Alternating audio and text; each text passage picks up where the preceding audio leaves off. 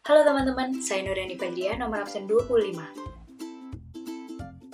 Nur Hasana, absen 24. Muhammad Fajri, absen 21.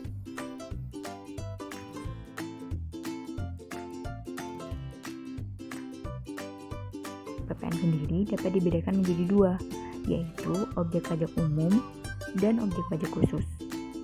Di video kali ini, kita akan membahas tentang objek pajak khusus. Terus, kenapa disebut khusus? Karena kegiatan dan objek yang dikenakan agak sedikit berbeda dengan PKP atau JKP yang biasanya diperdagangkan.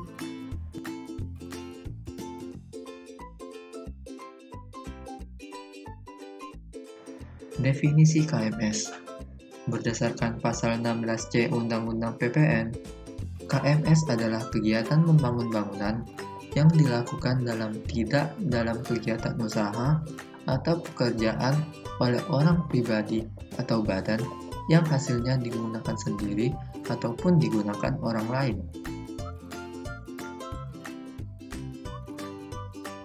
Selanjutnya, alasan pengenaan PPN atas KMS dikarenakan adanya pertambahan nilai.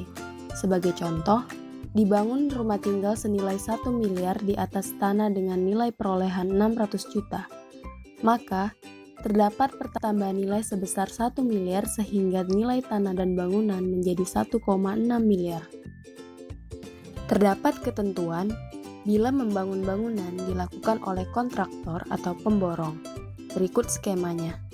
Kontraktor atau pemborong, baik orang pribadi atau badan, apabila berstatus PKP, maka konsumen dikenakan PPN atas jasa konstruksi dan termasuk kategori pemakaian sendiri ketika membangun bangunan terkait kegiatan usahanya. Dan apabila kontraktor atau pemborong tidak berstatus PKP, maka konsumen dikenakan PPN KMS. Bangunan dapat dikenai PPN KMS apabila memenuhi syarat kumulatif, yaitu 1. Konstruksi utamanya terdiri dari kayu, beton, pasangan batu bata, atau bahan sejenis, dan atau baja. Kedua, diperuntukkan bagi tempat tinggal atau tempat kegiatan usaha. Dan yang ketiga, luas keseluruhan paling sedikit 200 meter persegi. Poin selanjutnya mengenai saat terutang, yaitu pada saat dibangunnya bangunan sampai dengan bangunan selesai. Lama tahapan membangun tidak lebih dari 2 tahun, dan tepat PPN KMS, yaitu tempat bangunan tersebut didirikan, serta besarnya PPN terutang atas KMS dihitung dari 10% dikali 20% dikali biaya yang dikeluarkan untuk membangun bangunan setiap bulannya. Untuk memperjelas, berikut contoh kasus. PT Jaya Selalu merupakan perusahaan yang bergerak dalam konstruksi bangunan. PT Jaya Selalu melakukan pembangunan rumah tinggal seluas 300 meter persegi secara bertahap atas pesanan Nyonya Indah. Biaya bangunan atas rumah tinggal Nyonya Indah pada bulan Maret 2018 sebesar 20 juta.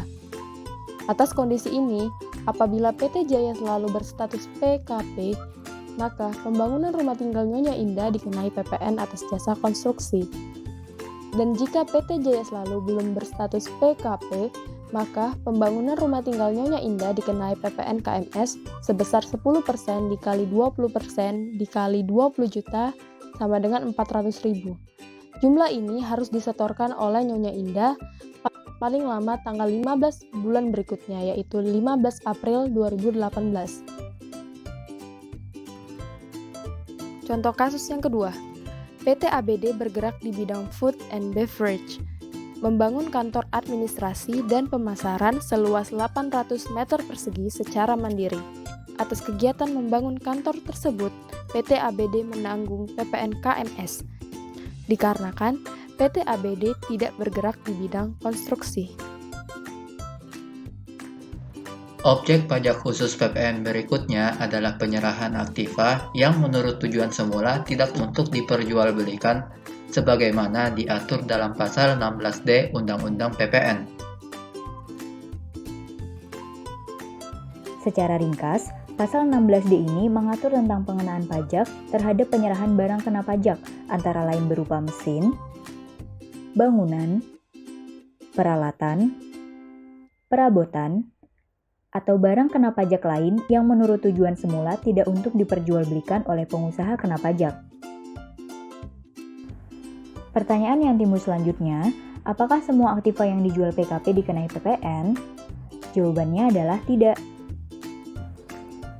Dalam penjelasan pasal 16D Undang-Undang PPN, terdapat kriteria penyerahan aktiva yang dikenai PPN pasal 16D, yaitu kriteria yang pertama, saat menyerahkan, penjual harus berstatus sebagai PKP. Kriteria yang kedua, aktiva tidak berupa sedan atau station wagon, kecuali usaha yang dijalankan adalah penjualan atau penyewaan sedan atau station wagon. Kriteria yang ketiga, aktiva yang diserahkan adalah aktiva yang digunakan atau berkaitan langsung dengan kegiatan usaha yang meliputi administrasi, distribusi, produksi, dan pemasaran. Kriteria-kriteria tersebut bersifat kumulatif, sehingga apabila tidak terpenuhi salah satu, maka penyerahan tidak dapat dikenai PPN pasal 16D. Agar lebih jelas, mari kita simak contoh berikut. PT Cahaya Bersinar adalah perusahaan yang bergerak di bidang produksi peralatan listrik yang belum dikukuhkan menjadi PKP. Pada tanggal 16 Mei 2015, PT Cahaya Bersinar membeli satu mobil sedan yang akan digunakan sebagai kendaraan direktur dan satu truk kontainer yang akan digunakan untuk distribusi barang produksinya. Karena usaha yang semakin maju, pada tanggal 10 Januari 2017, PT Cahaya Bersinar memutuskan untuk mengukuhkan diri menjadi PKP. Beberapa tahun kemudian, untuk menjaga performa perusahaan, pada tanggal 20 Mei 2020, PT Cahaya Bersinar berniat meregenerasi aset perusahaan dan menjual beberapa asetnya, termasuk sedan dan truk kontainer yang dibeli pada tahun 2015. Pertanyaannya, apakah sedan dan truk kontainer yang dijual PT Cahaya Bersinar dikenai PPN?